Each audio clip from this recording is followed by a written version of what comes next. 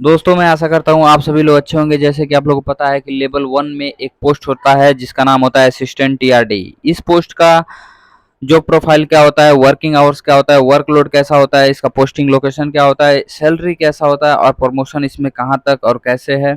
तो इस वीडियो के माध्यम से हम लोग पूरी जानकारी जानेंगे कि एक असिस्टेंट टीआरडी का क्या क्या काम होता है और जॉब प्रोफाइल क्या होता है। तो इस वीडियो में अंत तक आप लोग बने रहें, पूरी जानकारी आप लोग को इस वीडियो के माध्यम से दी जाएगी।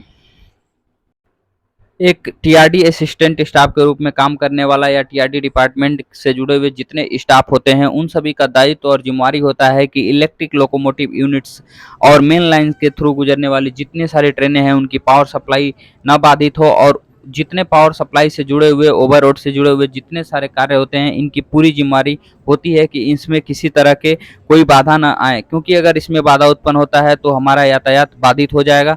इसलिए एक बहुत रेस्पॉन्सिबल पोस्ट है। दूसरी बात है दोस्तों कि आपको पता है कि इंडियन रेलवे पूरे 100% इलेक्ट्रिफिकेशन की तरफ कार्य कर रहा है, यानी कि पूरा यातायात जो इंडियन रेलवे का होगा वो इलेक्ट्रिक सप्लाई के थ्रू ही होगा। इस तरह से टीआरडी डिपार्टमेंट का एक अच्छा रिस्पॉन्सिबिलिटी भी इस जॉब में होता है। दोस्तों टीआरडी डिपार्टमेंट के अगर वर्किंग आवर्स का बात करें तो यहाँ पे क्या होता है कि अधिकतर टाइम जनरल ड्यूटी ही होती है, लेकिन यह एक ऐसा पोस्ट है जहाँ पे कभी कभी इमरजेंसी में आपको ड्यूटी भी करना पड़ सकता है, यानी कि यहाँ पे आपको 24 घंटे अलर्ट भी रहना पड़ता है। अगर किसी तरह के बड़े इलेक्ट्रिकल या इलेक्ट्रिकल से जुड़े हुए पावर सप्लाई में किसी तरह के अगर फॉल्ट आते हैं तो आपको तुरंत वापस ड्यूटी पे जाने पड़ेंगे। वैसे अधिकतर टाइम यहाँ पे जनरल ड्यूटी ही होता है।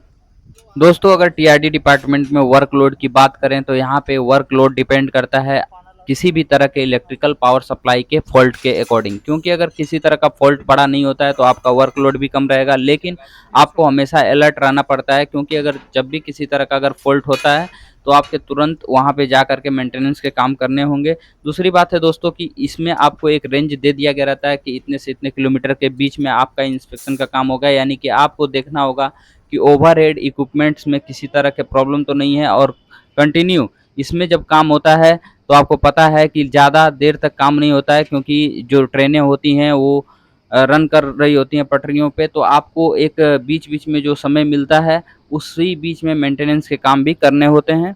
दूसरी बात है दोस्तों इसके पोस्टिंग लोकेशन का। तो टीआरडी डिपार्टमेंट में जब आप स्टाफ के रूप में पोस्टेड होंगे तो आपको ज़्यादातर इसकी पोस्टिंग देखने को मिलती है बड़े बड़े स्टेशनों के पास और जंक्शन वाले स्टेशनों के पास।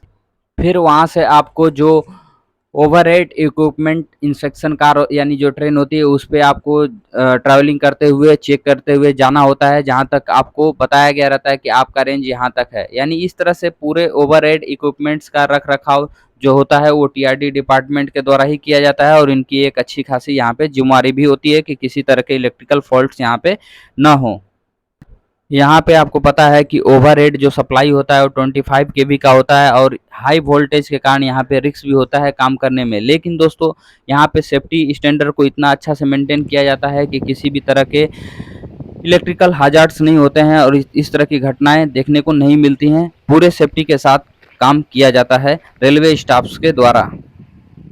दोस्तों टीआरडी डिपार्टमेंट के स्टाफ की सैलरी की अगर बात करें तो यहाँ पे एक अच्छी खासी सैलरी बन जाती है। जैसे कि आपको पता है कि लेवल 1 में जो बेसिक सैलरी है वो बाकी सभी डिपार्टमेंट में कॉमन होती है, लेकिन इस डिपार्टमेंट में जो आपको एक एक्स्ट्रा मिलता है वो मिलता है टीए यानी ट्रैवलिंग अलाउंस। इसमें आपको कुछ रेंज में जा करके काम करना होता है और आपको एक दिन का टीए जो बनता है वो 500 बनता है अभी के समय में।